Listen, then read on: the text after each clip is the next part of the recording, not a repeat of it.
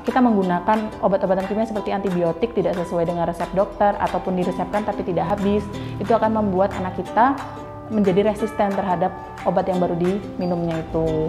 Akibatnya nanti ketika besar dia udah nggak bisa pakai obat itu lagi karena sudah resisten.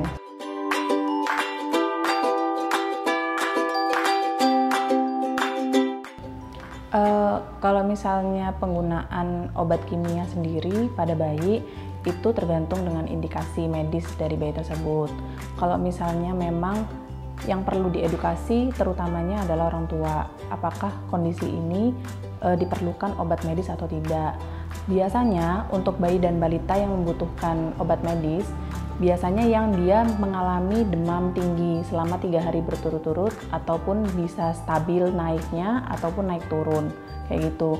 Kalau misalnya dia sudah di atas 38,5, kemudian sudah 39, khawatir kejang dibawa ke rumah sakit, kemudian mendapatkan resep dari dokter untuk menurunkan panas ataupun ternyata terinfeksi bakteri, itu harus dihabiskan, harus disesuaikan dengan advice dari dokter kayak gitu.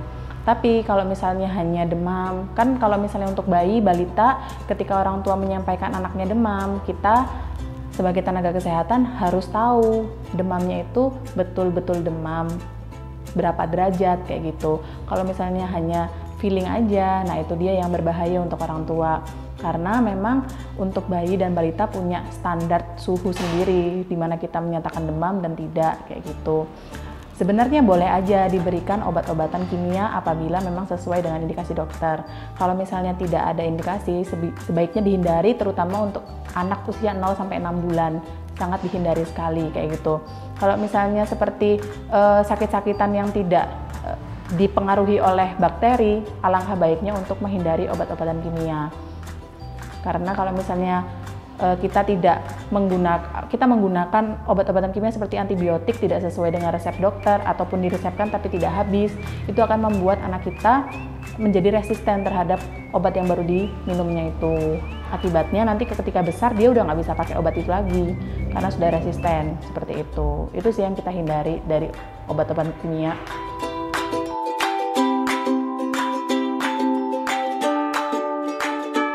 Biasanya yang paling sering sih common cold atau demam batuk pilek, itu kita namakan common cold. Udah biasa terjadi ke bayi sama balita karena kan imunitas mereka kan masih sangat rendah. Kemudian kalau misalnya ada di satu rumah dia kena batuk pilek, dia pasti bisa tertular dari situ.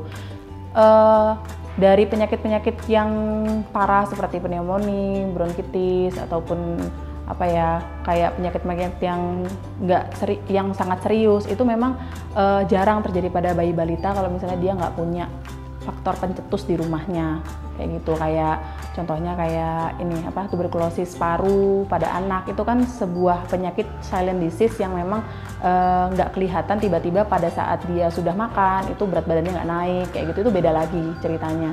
Tapi yang biasa terjadi sehari-hari ya demam, batuk, pilek itu aja yang memang untuk 0-6 bulan bayi dan balita itu tidak disarankan untuk mengkonsumsi obat-obatan karena kita sendiri sebagai orang dewasa ketika kita kena common cold sendiri itu cukup hidrasi, vitamin C kayak gitu aja udah cukup, kira-kira 14 hari pasti sembuh.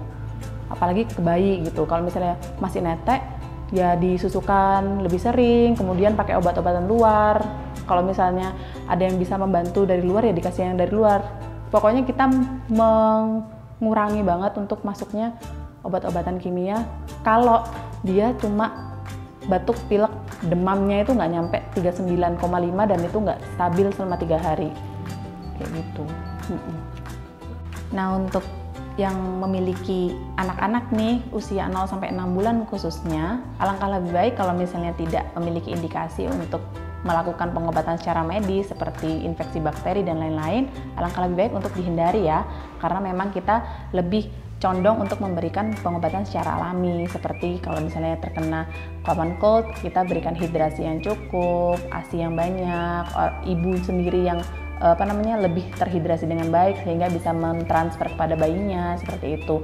Jadi lebih baik untuk menghindarkan obat-obatan kimia apabila tidak memang disarankan oleh dokter seperti itu.